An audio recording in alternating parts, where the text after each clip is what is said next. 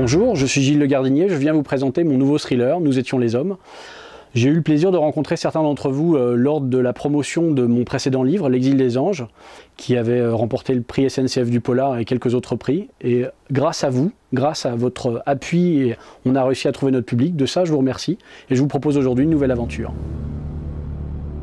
Nous étions les hommes. Le titre m'est venu parce que pour moi, c'était ce que pourrait dire le dernier survivant de notre espèce si la maladie l'emportait. Pour la couverture, j'ai voulu cette image parce que la première fois que je l'ai vue, elle m'a tout de suite bouleversé.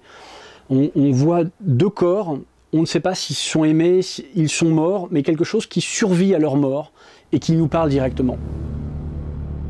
Mon histoire naît de la maladie d'Alzheimer. Alors aujourd'hui, c'est une maladie malheureusement un peu à la mode. Moi, ce qui m'a touché dans cette maladie, c'était pas le fait qu'elle soit à la mode, mais le fait qu'elle touche quelque chose qui, moi, me parle beaucoup, c'est la mémoire. La mémoire, pour moi, définit l'attachement et la particularité des humains.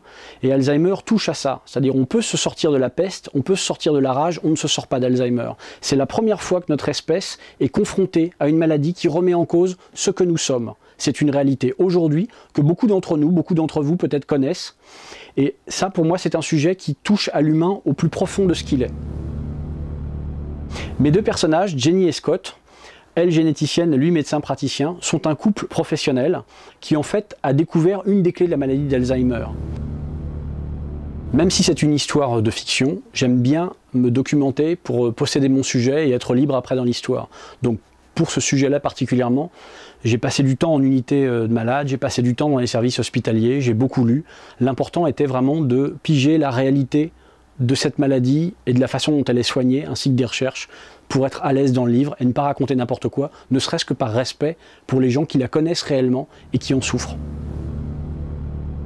Sur mon précédent roman, L'Exil des anges, un journaliste avait dit que j'avais écrit un thriller humaniste. Alors l'expression n'est pas de moi, mais je m'y reconnais complètement. Pour moi, un thriller, c'est un sens du rythme, un sens de l'action, des moyens dans l'histoire, mais humaniste parce que pour moi, une histoire aussi puissante soit-elle doit toujours rester collée aux gens qui la font vivre et aux lecteurs. Pour moi, les histoires où on accumule les cadavres, où on accumule les dérapages, où on accumule les coups de feu, je préfère de loin ce qui émeut à ce qui excite. Donc je m'acharne sur le sentiment.